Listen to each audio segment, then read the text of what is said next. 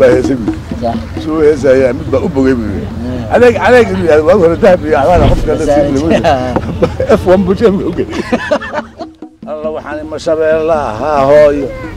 شبه الله محوها هوتيل بوا هاي مسام بو نقطة وكان كفينا سؤال مسام بين نقطة ويلك وحول يا سيده مسلان سي أنا هين هاي وساسي هين وهاي ما أنا أقين إذا هوتيل وروح بدنا ما والله بالله تلا هاي ولقي ساسي هين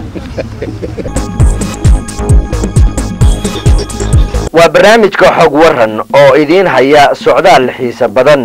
oo qoraaga Soomaaliyeed Axmed Faarax Cali Idaaja uu 19 sano kadib markii uu horeysay ku booqday magaalada Xamar qoraagu waxa uu isweydiiyay meeyo goobihii bilicda sama ee magaaladani meeye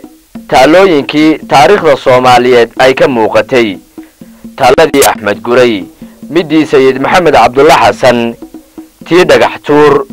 tii muujinaysay leegada iyo tii hooyo xawataako dadkiiba wuxuu eegayaa banaanka dhulkiiba inuu saaqad leeyahay intaas soo lagu soo noolaa maskaxda dadka waa ka bax marka galkacad banaan waa ku dhashay meesha diyaaro waxay noqotay ana filayn iyadii garowba yani inta la ekaan karto waxaan maqlay carabta waxay tiraahdaa masaa'ibu qawmin inda qawmin fawaidu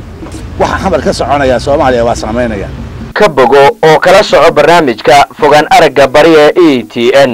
habeenimada isniinta 8 dacweysnimo waa saacada Afrikada bariye